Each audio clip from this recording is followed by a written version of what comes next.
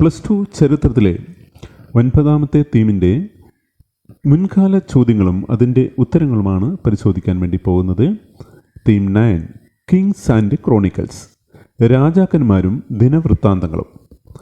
നമുക്ക് ചോദ്യങ്ങൾ പരിശോധിക്കാം. Describe the process of manuscript production in the Mughal court, illustrate the features of 2 manuscripts. ദിനവൃത്താന്തങ്ങളുടെ കയ്യെഴുത്ത് പ്രതികൾ തയ്യാറാക്കുന്നത് എങ്ങനെയാണെന്നാണ് ചോദ്യം ചോദിച്ചിട്ടുള്ളത്. അതിൻ്റെ 2 ഉദാഹരണങ്ങൾ, 2 ദിനവൃത്താന്തങ്ങളുടെ ഉദാഹരണങ്ങൾ നമ്മോട് ചോദിച്ചിട്ടുണ്ട്. അത് തന്നിട്ടുണ്ട്, അക്ബർ നാമയും ബാദ്ഷാ നാമയും. ഇതൊരു എസ്സേ ചോദ്യമായിട്ടാണ് ചോദിച്ചിട്ടുള്ളത്. ഇതേ തരത്തിലുള്ള ഈ ഭാഗത്തു നിന്ന് 8ഓളം ചോദ്യങ്ങൾ വന്നിട്ടുണ്ട്. അത് എസ്സേ ആയിട്ട് വന്നിട്ടുണ്ട്, 2 മാർക്കിന് ചോദിച്ചിട്ടുണ്ട്, 4 മാർക്കിന് ഒക്കെ ചോദ്യങ്ങൾ വന്നിട്ടുണ്ട്. അതുകൊണ്ട് തന്നെ വളരെ പ്രധാനപ്പെട്ട ഒരു ചോദ്യമാണ്. ഈ ചാപ്റ്ററിൽ നിന്ന് നമുക്ക് പ്രതീക്ഷിക്കാൻ കഴിയുന്ന ഒരു ചോദ്യമാണ്. അതിൽ തന്നെ അക്ബർ നാമയും അതുപോലെ തന്നെ ബാദ്ഷാ നാമയെയും കുറിച്ചിട്ടാണ് ചോദിച്ചിട്ടുള്ളത്. അപ്പോൾ തീർച്ചയായും നിങ്ങൾ അക്ബർ നാമയെക്കുറിച്ചും ബാദ്ഷാ നാമയെക്കുറിച്ചും പഠിച്ചിരിക്കണം. നമുക്ക് ഈ ചോദ്യത്തിൻ്റെ ഉത്തരം നമുക്ക് പരിശോധിക്കാം. എങ്ങനെയാണ് ഒരു ദിനവൃത്താന്തം തയ്യാറാക്കുന്നത്? അതിൻ്റെ 2 ഉദാഹരണങ്ങൾ നമുക്ക് പരിശോധിക്കാം. പ്രൊഡക്ഷൻ ഓഫ് ക്രോണിക്കിൾസ്, ദിനവൃത്താന്തങ്ങൾ എങ്ങനെയാണ് തയ്യാറാക്കുന്നത് എന്ന് നോക്കാം. Production of chronicles. Chronicles are the main sources for studying the empire and court. The authors of Mughal chronicles were court historians. They focused on events related to ruler, his family, the court and nobles, wars and administrative arrangements. Important chronicles are Akbarnama, Shahjahanama, Alamgirnama.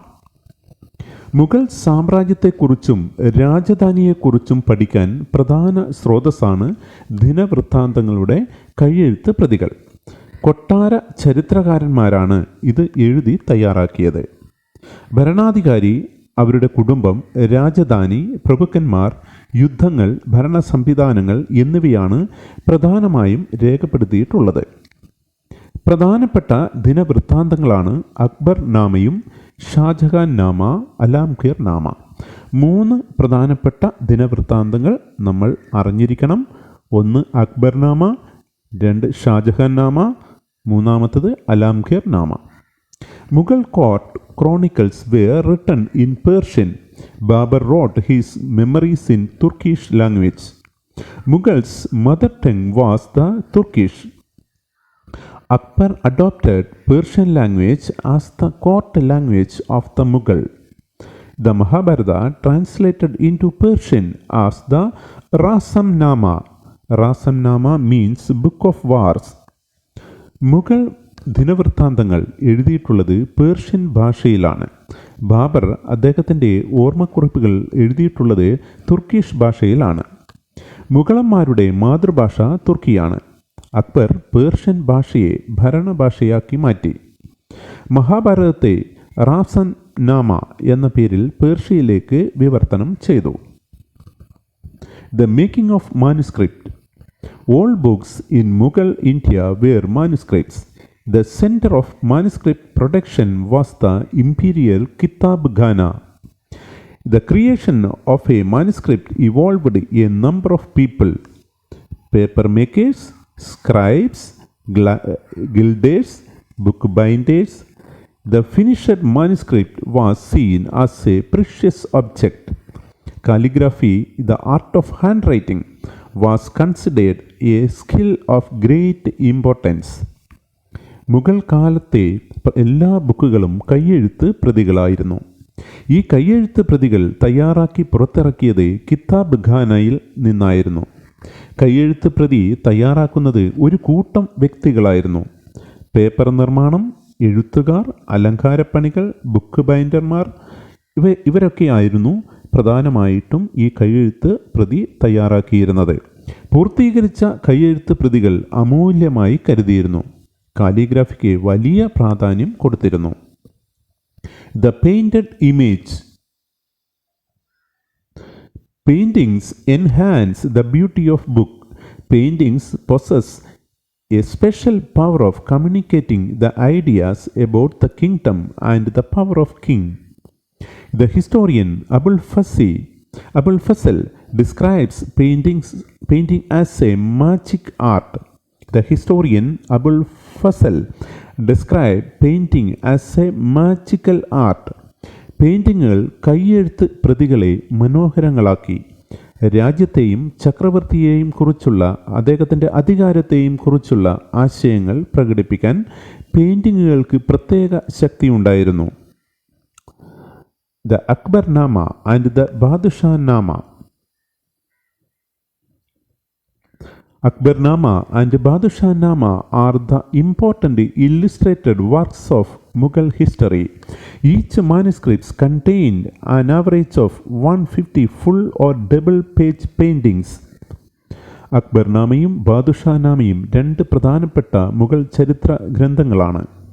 ഓരോ കൈയെഴുത്ത് പ്രതികളിലും 150 full page അല്ലെങ്കിൽ double page ചിത്രങ്ങൾ ഉണ്ട്. Akbarnama was written by court historian Abul Fasl. It comprised 3 books. The first 2 are chronicles. The third book is Aini Akbari. Akbarnama രചിച്ചത് അബുൽ ഫസൽ ആണ്. അക്ബർനാമയിൽ 3 പുസ്തകങ്ങൾ അടങ്ങിയിട്ടുണ്ട്. ഇതിൽ മൂന്നാമത്തേതാണ് ഐനി Akbari. The Akbarnama provide a detailed description of Akbar's reign. It describes politically significant events, geography, society, culture, and the administrative system. These chronicles based on different sources, actual records of events, official documents, and oral testimonies. Akbarnama അക്ബറിൻ്റെ ഭരണകാലത്തെക്കുറിച്ച് വിശദമായ വിവരങ്ങൾ നൽകുന്നു. പ്രധാന രാഷ്ട്രീയ കാര്യങ്ങൾ, ഭൂമിശാസ്ത്രം, സമൂഹം, സംസ്കാരം, ഭരണസംവിധാനം എന്നിവയെക്കുറിച്ച് വിവരം നൽകുന്നു. Abdul Hamid Lahori is known as the author of the Badshanama. It is the official history of emperor Shahjahan. The Badshanama is in 3 volumes of 10 lunar years each. ബാദുഷാനാമയുടെ കർത്താവ് അബ്ദുൽ ഹമീദ് ലാഹരിയാണ്. ഷാജഹാൻ ചക്രവർത്തിയുടെ ഔദ്യോഗിക ചരിത്രമാണ്. ബാദുഷാനാമ 3 വാള്യങ്ങളായി 10 വർഷത്തിൻ്റെ ചരിത്രമാണ്. During the colonial rule, British administration began to study Indian history and culture. For this purpose, the Asiatic Society of Bengal, founded by William Jones in 1784, edited version of the Akbarnama and Badshahnaama was first published by the Asiatic Society of Bengal. In the early 20th century, Akbarnama was translated into English by Henry Beveridge. British ഭരണകാലത്ത് Indian ചരിത്രവും സംസ്കാരത്തെയും കുറിച്ച് പഠിക്കാൻ ആരംഭിച്ചു.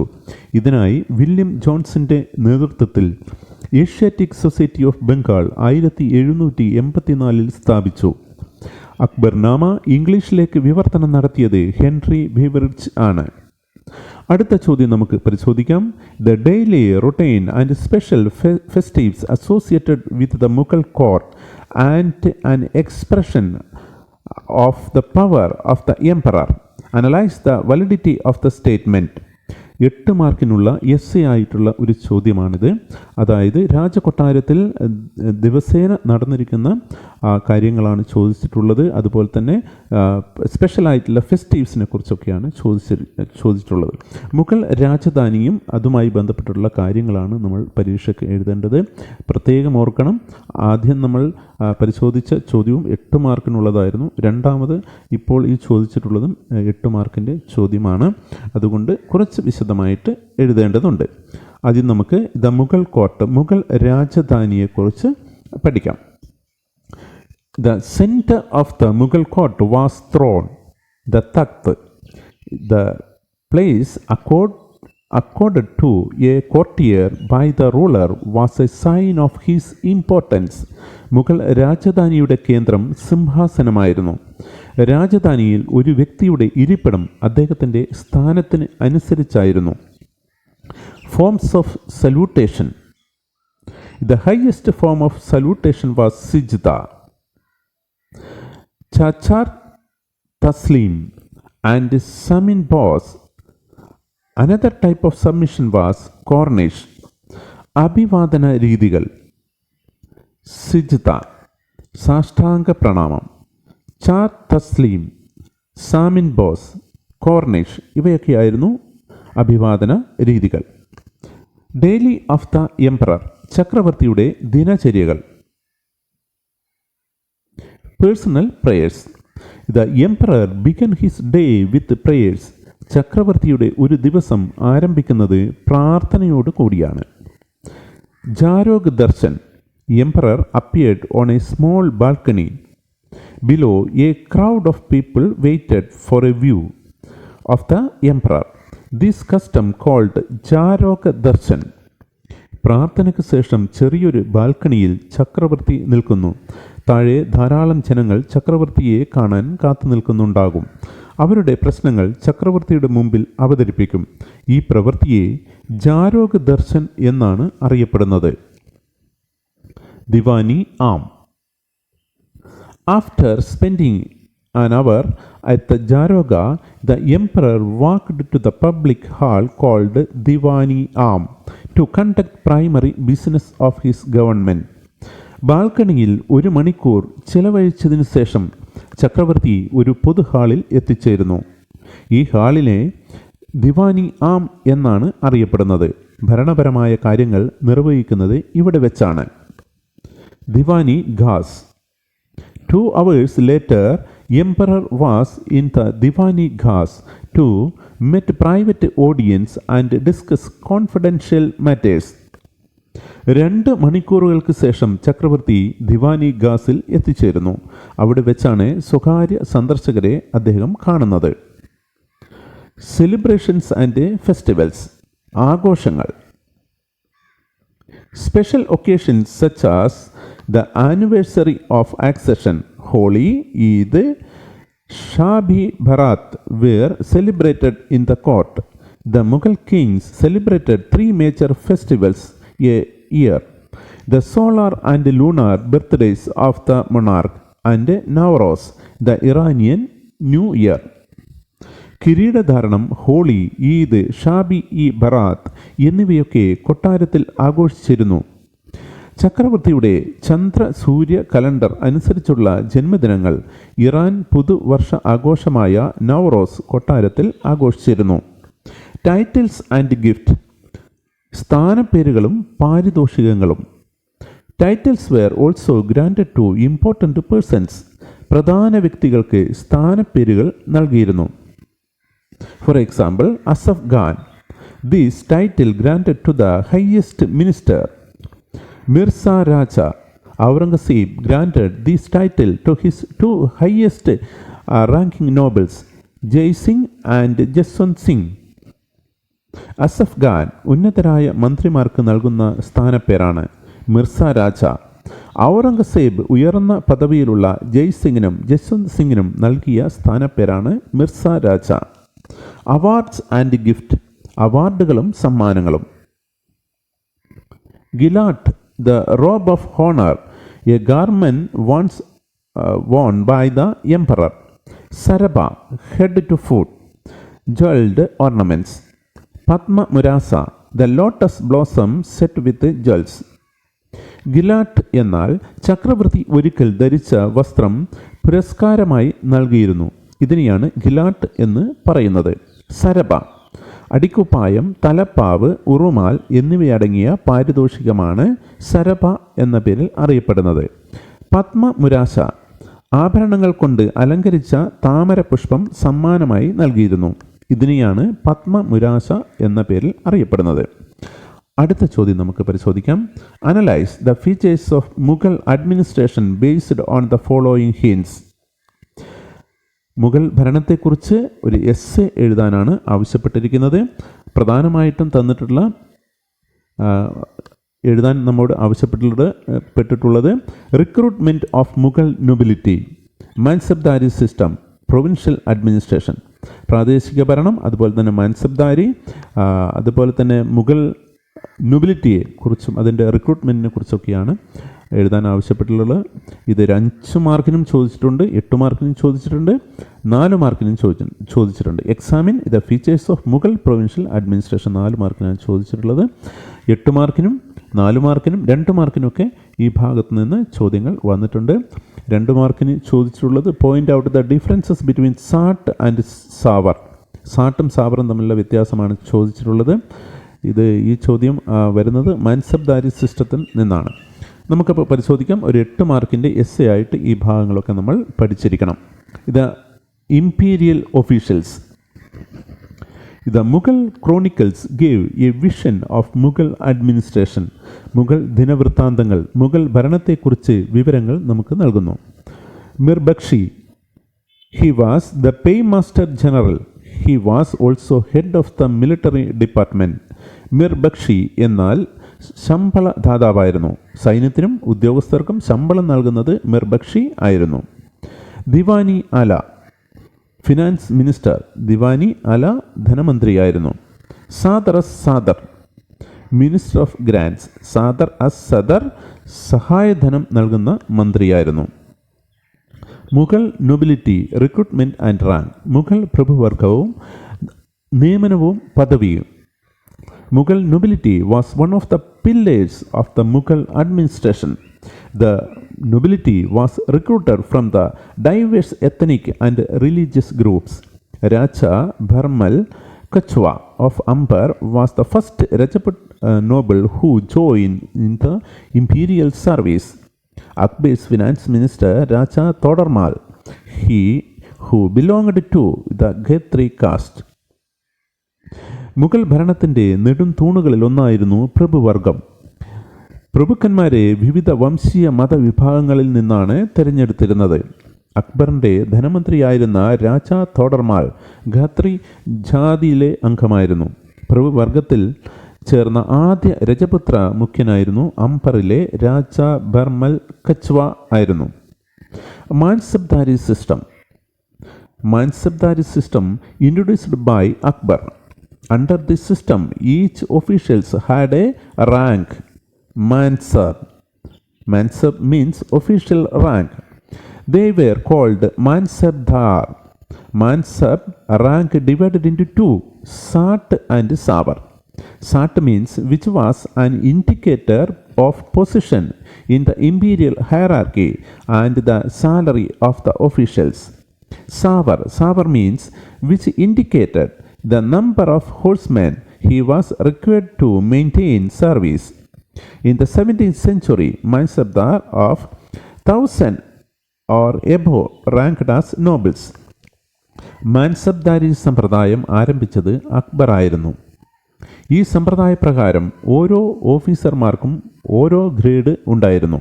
ഈ പദവി ലഭിക്കുന്ന ഉദ്യോഗസ്ഥരെ മാൻസബ്ദാർ എന്നാണ് വിളിച്ചിരുന്നത്. മാൻസാബ് എന്ന പദവി 2ആയി തരംതിരിക്കാം: സാത്തും സാവറും. സാത്ത് എന്നാൽ ഒരു ഉദ്യോഗസ്ഥൻ്റെ രാജകീയ ശ്രേണിയിലുള്ള സ്ഥാനവും ശമ്പളവും സൂചിപ്പിക്കുന്നു. സാവർ എന്നാൽ അയാളുടെ കീഴിൽ നിലനിർത്തേണ്ടുന്ന അശ്വസൈനികരുടെ എണ്ണത്തെ സൂചിപ്പിക്കുന്നു. 17-ാം നൂറ്റാണ്ടിൽ 1000 സാത്തോ അതിൽ കൂടുതലോ ഉള്ള മാൻസബ്ദാർക്ക് പ്രഭുപദവി നൽകിയിരുന്നു. പ്രൊവിൻഷ്യൽ അഡ്മിനിസ്ട്രേഷൻ, പ്രവിശ്യ ഭരണം. Empire was divided into a number of provinces. Provinces were called subas. Subas means provinces. The head of the provincial administration was the governor. He was called Subedar. Sarkar. Sarkar means districts. Each suba was divided into sarkar. The head of the sarkar was Faujdar. Pargana. Pargana means sub-district. Sarkar divided into the Pargana. The administration of the Pargana was looked after by 3 semi-hereditary officials. First one, Kanungo. Kanungo, he who keeper of revenue record. Chowdhury, he was in charge of revenue collection. Kwasi, he was a judge. സാമ്രാജ്യത്തെ പ്രവിശ്യകളായി വിഭജിച്ചിരുന്നു. സുബകൾ. പ്രവിശ്യകളെ സുബകൾ എന്ന് വിളിക്കുന്നു. പ്രവിശ്യ ഭരണത്തലവൻ governor ആയിരുന്നു. അദ്ദേഹത്തെ സുബേദാർ എന്നാണ് വിളിച്ചിരുന്നത്. സർക്കാർ സുബകളെ സർക്കാരുകളായി വിഭജിച്ചിരുന്നു. സർക്കാരുകളുടെ തലവൻ ഫൗജിദാർ ആയിരുന്നു. പർഗാന സർക്കാരുകളെ പർഗാനകളായി വിഭജിക്കുന്നു. പർഗാനയുടെ ഭരണം 3 അർദ്ധ പരമ്പരാഗത ഉദ്യോഗസ്ഥരായ കാനുൻഗോ, ചൗധരി, ഖാസി എന്നിവരുടെ കീഴിലായിരുന്നു. കാനുൻഗോ റവന്യൂ രേഖകളുടെ സൂക്ഷിപ്പുകാരനാണ്. ചൗധരി റവന്യൂ പിരിവ് നടത്തുന്ന വ്യക്തിയാണ്. ഖാസി നീതിന്യായ ചുമതല നിർവഹിക്കുന്ന വ്യക്തിയാണ്. അടുത്ത ചോദ്യം നമുക്ക് പരിശോധിക്കാം. Discuss the capital cities and court of the Mughal period. 8 മാർക്കിൻ്റെ ചോദ്യം വീണ്ടും ചോദിച്ചിരിക്കുന്നു. ഇപ്പോൾ 3 പ്രാവശ്യമായിട്ട് 3 വ്യത്യസ്ത രീതിയിലുള്ള എസ്സേ ചോദ്യമാണ് ഈ ചാപ്റ്ററിൽ നിന്ന് ഇതുവരെ നമ്മൾ പരിചയപ്പെട്ടത്. ഈ 3ാമത്തെ ചോദ്യത്തിൽ മുഗൾ സാമ്രാജ്യത്തിൻ്റെ തലസ്ഥാനവും അതുപോലെ തന്നെ രാജധാനിയെയും കുറിച്ച് എഴുതാനാണ് ആവശ്യപ്പെട്ടുള്ളത്. രാജധാനിയെക്കുറിച്ച് ഓൾറെഡി നമ്മൾ ഡിസ്കസ് ചെയ്ത് കഴിഞ്ഞതാണ്. രാജധാനിയും തലസ്ഥാനവും നമുക്ക് ഒരിക്കൽ കൂടി പരിശോധിക്കാം. Capitals and court. The capital city was the heart of the Mughal Empire. Babur took Agra as his empire's capital. In 1560s, Akbar constructed Fort of Agra with red stone. In 1570s, Akbar decided to build a new capital at Fatehpur Sikri. Akbar constructed a white marble tomb for Sheikh Salim Chishti. He also constructed Buland Darwaza, arched gateway at Sikri. In 1585, the capital was transferred to Lahore. The Emperor Shah Jahan transferred his capital to Shahjahanabad. It was a new addition to Delhi with a red fort, the Juma Masjid and Chandni Chowk. Mughal സാമ്രാജ്യത്തിൻ്റെ ഹൃദയം തലസ്ഥാനമായിരുന്നു. ബാബറിൻ്റെ തലസ്ഥാനം ആഗ്രയായിരുന്നു. 1560കളിൽ അക്ബർ ആഗ്ര കോട്ട പണി കഴിപ്പിച്ചു. 1570 ഫത്തേപൂർ സിക്രിയിൽ പുതിയ തലസ്ഥാനം പണിതു. സിക്രിയിൽ ബുലന്ദ് ദർവാസ് അദ്ദേഹം പണി കഴിപ്പിച്ചതാണ്. 1585 തലസ്ഥാനം ലാഹോറിലേക്ക് മാറ്റി. ഷാജഹാൻ തലസ്ഥാനം ഷാജഹാനാബാദിലേക്ക് മാറ്റി. ഡൽഹിയുമായി കൂട്ടിച്ചേർത്ത ചെങ്കോട്ട, ജുമാ മസ്ജിദ്, ചാന്ദിനി ചൗക്ക് എന്നിവ ചേർന്നതാണ് ഷാജഹാൻബാദ്. The Mughal court. മുഗൾ രാജധാനി. The centre of Mughal court was a throne, the takht. The place accorded to the courtier by the ruler was a sign of his importance. Mughal രാജധാനിയുടെ കേന്ദ്രം സിംഹാസനമായിരുന്നു. രാജധാനിയിൽ ഒരു വ്യക്തിയുടെ ഇരിപ്പിടം അദ്ദേഹത്തിൻ്റെ സ്ഥാനത്തിന് അനുസരിച്ചായിരുന്നു. Forms of salutation. അഭിവാദന രീതികൾ. The highest form of salutation was Sijdar. Chahar Taslim and Samin Bos. Another type of submission was Cornish. അഭിവാദന രീതികൾ. സിജ്ദ സാഷ്ടാംഗ പ്രണാമം. ചാർ തസ്ലീം, സാമിൻ ബോസ്, കോർണിഷ് ഇവയൊക്കെയായിരുന്നു അഭിവാദന രീതികൾ. Daily of the emperor. ചക്രവർത്തിയുടെ ദിനചര്യ. Personal prayers. The emperor began his day with prayers. ചക്രവർത്തിയുടെ ഒരു ദിവസം ആരംഭിക്കുന്നത് പ്രാർത്ഥനയോട് കൂടിയാണ്. ജാരോഗ Darshan. Emperor appeared on a small balcony. Below, a crowd of people waited for a view of the emperor. These customs called Jaroga Darshan. പ്രാർത്ഥനയ്ക്ക് ശേഷം ചെറിയൊരു ബാൽക്കണിയിൽ ചക്രവർത്തി നിൽക്കുന്നു. താഴെ ധാരാളം ജനങ്ങൾ ചക്രവർത്തിയെ കാണാൻ കാത്തു നിൽക്കുന്നുണ്ടാകും. അവരുടെ പ്രശ്നങ്ങൾ ചക്രവർത്തിയുടെ മുമ്പിൽ അവതരിപ്പിക്കും. ഈ പ്രവൃത്തിയെ ജാരോഗ ദർശൻ എന്നാണ് അറിയപ്പെടുന്നത്. ദിവാനി ആം. After spending an hour at the Jaroga, the emperor walked to the public hall called Diwani Am to conduct primary business of his government. ബാൽക്കണിയിൽ 1 മണിക്കൂർ ചെലവഴിച്ചതിനു ശേഷം ചക്രവർത്തി ഒരു പൊതു ഹാളിൽ എത്തിച്ചേരുന്നു. ഈ ഹാളിനെ ദിവാനി ആം എന്നാണ് അറിയപ്പെടുന്നത്. ഭരണപരമായ കാര്യങ്ങൾ നിർവഹിക്കുന്നത് ഇവിടെ വച്ചാണ്. Deewani Gauss. 2 hours later, the emperor was in the Diwani Gas to meet private audience and discuss confidential matters. 2 മണിക്കൂറുകൾക്ക് ശേഷം ചക്രവർത്തി ദിവാനി ഗാസിൽ എത്തിച്ചേരുന്നു. അവിടെ വെച്ചാണ് സ്വകാര്യ സന്ദർശകരെ കാണുന്നത്. സെലിബ്രേഷൻസ് ആൻഡ് ഫെസ്റ്റിവൽസ്, ആഘോഷങ്ങൾ. Special occasions such as the anniversary of accession, Holi, Eid, Shabe Barat were celebrated in the court. The Mughal king celebrated 3 major festivals a year: the solar and lunar birthdays of the monarchs and Nowruz, the Iranian New Year. കിരീടധാരണം, ഹോളി, ഈദ്, ഷാബി ബറാത്ത് എന്നിവയൊക്കെ കൊട്ടാരത്തിൽ ആഘോഷിച്ചിരുന്നു. ചക്രവർത്തിയുടെ ചന്ദ്രസൂര്യ calendar അനുസരിച്ചുള്ള ജന്മദിനങ്ങൾ, Iran പുതുവർഷ ആഘോഷമായ നവറോസ് കൊട്ടാരത്തിൽ ആഘോഷിച്ചിരുന്നു. Titles and gift, സ്ഥാനപ്പേരുകളും പാരിതോഷികങ്ങളും. Titles were also granted to important persons, പ്രധാന വ്യക്തികൾക്ക് സ്ഥാനപ്പേരുകൾ നൽകിയിരുന്നു. Asaf Khan, this title granted to the highest minister. Mirza Raja, Aurangzeb granted his title to his 2 highest ranking nobles, Jaisingh and Jaswant Singh. Asaf Khan ഉന്നതരായ മന്ത്രിമാർക്ക് നൽകുന്ന സ്ഥാനപ്പേരാണ്. മിർസ രാജ ഔറംഗസേബ് ഉയർന്ന പദവിയിലുള്ള ജയ്സിംഗിനും ജസ്വന്ത് സിംഗിനും നൽകിയ സ്ഥാനപ്പേരാണ്. അവാർഡ് ആൻഡ് ഗിഫ്റ്റ്, അവാർഡുകളും സമ്മാനങ്ങളും. Gillard, the robe of honor, a garment once worn by the emperor. Saraba, jeweled ornaments. Padmamurasa, the lotus blossom set with jewels. Gillard എന്നാൽ ചക്രവർത്തി ഒരിക്കൽ ധരിച്ച വസ്ത്രം പുരസ്കാരമായി നൽകുന്നതാണ്. സരബ എന്ന് പറയുന്ന അടിക്കുപ്പായം, തലപ്പാവ്, ഉറുമാൽ എന്നിവയെ അടങ്ങിയ പാരിതോഷികമാണ് സരബ എന്ന് അറിയപ്പെടുന്നത്. പത്മമുരാശ, ആഭരണങ്ങൾ കൊണ്ട് അലങ്കരിച്ച താമര പുഷ്പം സമ്മാനമായി നൽകിയിരുന്നു.